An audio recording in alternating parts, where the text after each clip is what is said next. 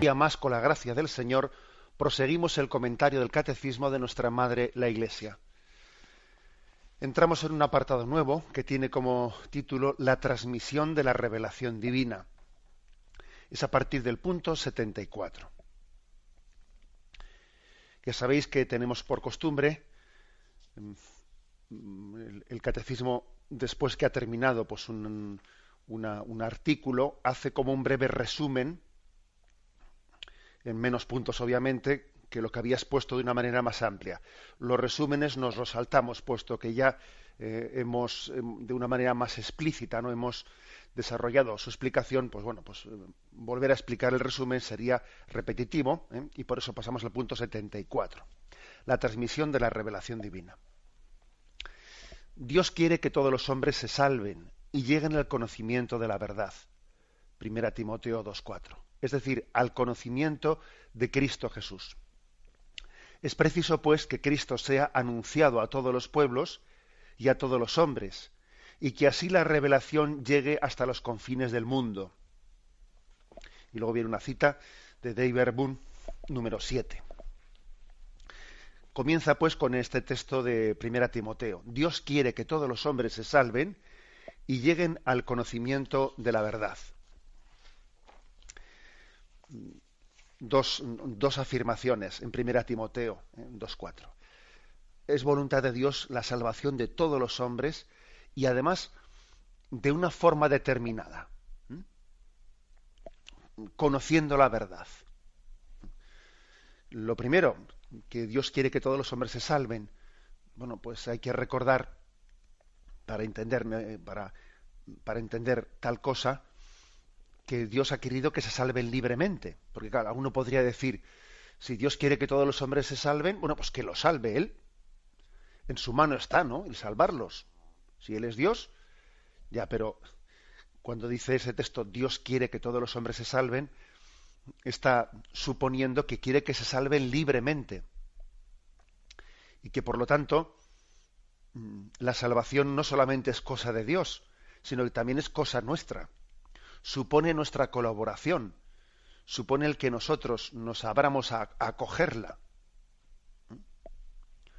Siempre se ha distinguido en la teología católica entre dos cosas: la redención objetiva y la redención subjetiva.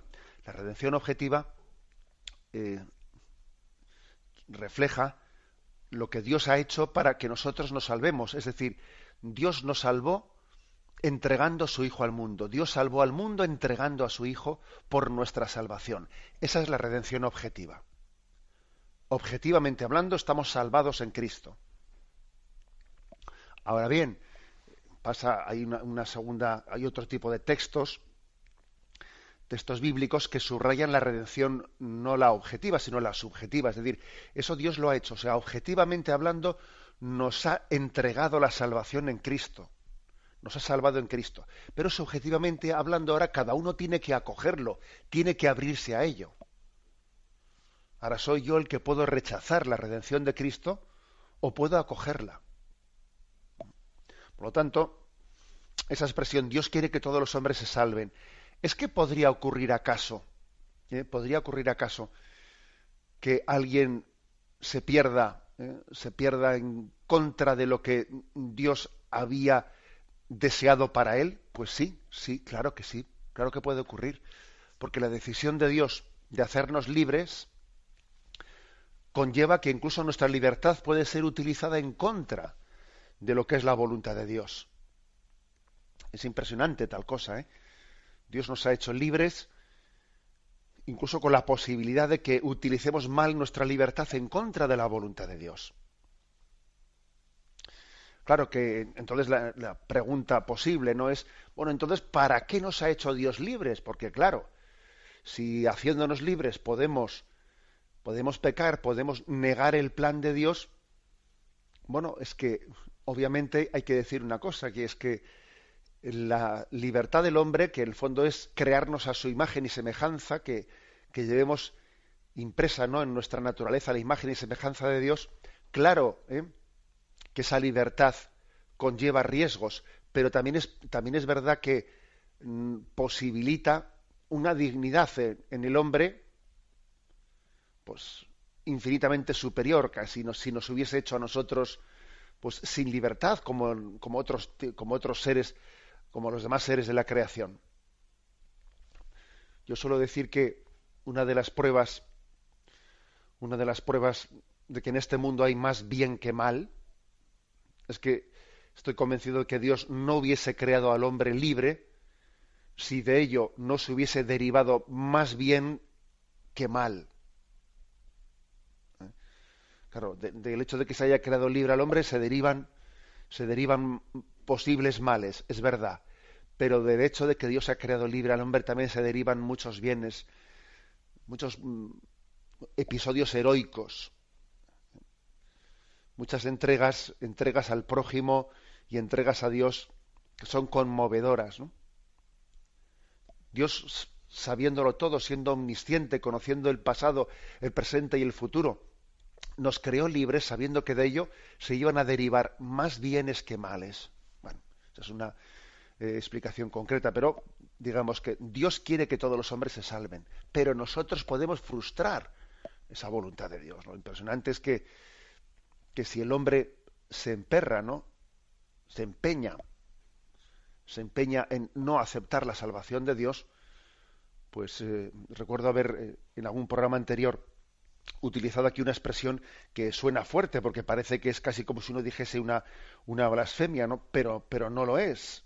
Literalmente hablando es cierta, que si el hombre no quiere salvarse, si se cierra la salvación, no le puede salvar ni Dios. Que incluso Dios tiene que respetar la decisión del hombre que se niega a salvarse. Por lo tanto, la afirmación primera de 1 Timoteo 2:4, Dios quiere que todos los hombres se salven, y como lo quiere, va a hacer todo lo posible y lo imposible por ello. No cejará, no descansará. El hecho de que nos haya creado libres no quiere decir que la actitud de Dios sea la de decir, bueno, como eres libre, pues allá tú. No, allá tú no. Porque el celo y el amor, sí, respetarán la libertad del hombre, pero el hecho de que respete la libertad del hombre no quiere decir que Dios se vaya a cruzar de brazos. No, no se va a cruzar de brazos. Recuerdo, por ejemplo, que es una comparación, vamos, es una metáfora que pongo al respecto. A veces, en el trabajo pastoral, ¿no? Cuando igual le invitas a un joven pues a asistir, por ejemplo, a unos ejercicios espirituales, o asistir a un retiro, o asistir a una peregrinación, y le estás intentando animar, y entonces, pues, uno dice, pues mira, consúltalo en casa, a ver si ellos qué te dicen ellos y tal y cual, ¿no? Pues eso, vamos a ir a Lourdes a hacer un campamento, o lo que fuere, ¿no? Una cosa así. Entonces, viene el joven de casa y tú igual pues le preguntas a ese joven, ¿qué te han dicho en casa? ¿Qué te ha dicho tu madre o tu padre, no? Y entonces ahí se suele ver mucho qué tipo de padre, qué tipo de madre tiene. O sea, si vibra con la fe, si no vibra con ella. Y recuerdo, así de mis años de trabajo pastoral en la parroquia, que por desgracia solía haber bastantes jóvenes que venían diciendo, bueno, a mí me ha dicho que haga lo que me parezca a mí, que yo soy libre, que ya soy mayorcito y que yo tengo que elegir que haga lo que a mí me parezca, ¿no? Otros venían diciendo, bueno, pues sí, me han dicho que yo tengo que decidir, pero me han insistido mucho en que sería bueno para mí que fuese, que tal, que cual, que tal, ¿no? O sea, ¿qué quiero decir con esto? Que no es únicamente decir, bueno, como Dios nos ha creado libres, pues ahora haces tú lo que te dé la gana. No, es que obviamente tendrás que elegir tú. Pero es verdad que yo no me voy a cruzar de brazos viendo cómo eliges mal, sino que yo voy a hacer todo lo posible para intentar convencerte, para intentar abrir tus ojos, para intentar enamorarte del bien y de la verdad. O sea, Dios respeta nuestra libertad, pero obviamente intenta conducirla sin violentarla, intenta conducirla hacia el bien. Por sugerencia, no por violentarla, empujándola, sino por atracción, mostrando su bondad, mostrando su belleza, para que así nuestra libertad sea traída hacia el bien. Y la segunda parte de 1 Timoteo 2:4 dice, Dios quiere que todos los hombres se salven y lleguen al conocimiento de la verdad. ¿Eh? Es decir, que uno podría decir, bueno, pero si, aunque el hombre no conozca la verdad, también se puede salvar en su ignorancia.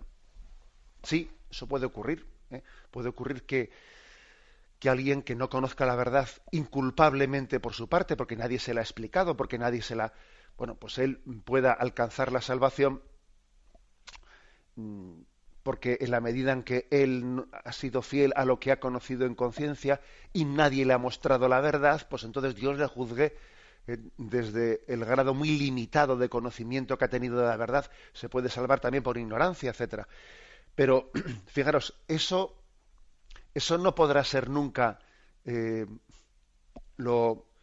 el desideratum, ¿no? Ese no es el deseo de Dios. El deseo de Dios no es que la gente se salve por ignorancia.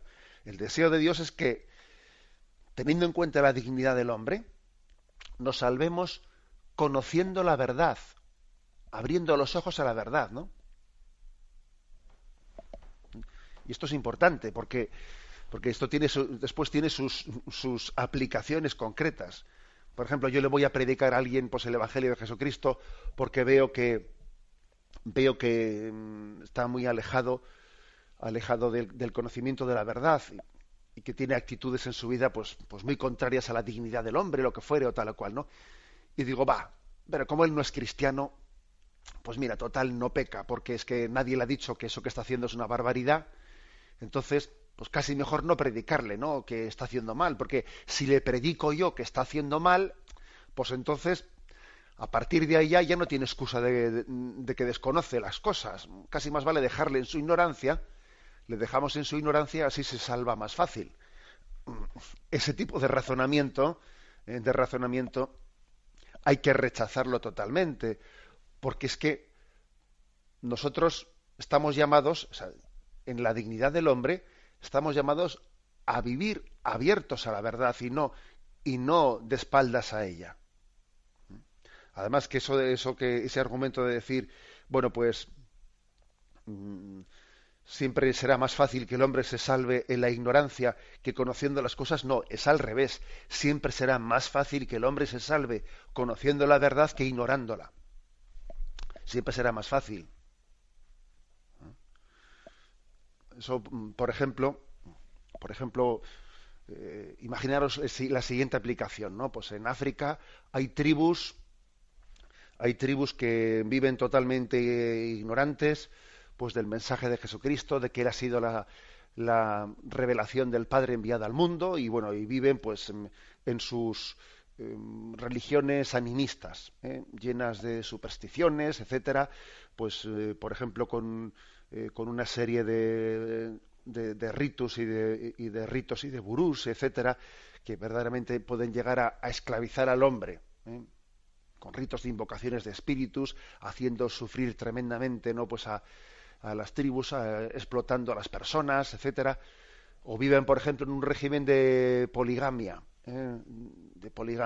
con todo lo que se supone de falta de respeto a la dignidad de la mujer, etcétera, etcétera, de que los hijos no crezcan sin ver un modelo de respeto entre sus padres, etcétera, etcétera. Entonces, claro, va alguien y dice, bueno, pero ¿para qué vamos a ir a predicar el Evangelio a esas personas? Porque si les predicamos el Evangelio, entonces a partir de esa predicación ya van a ser responsables del mal que hacen. Entonces, más vale dejarles en su ignorancia, déjales en su ignorancia y Dios les salvará por ignorancia.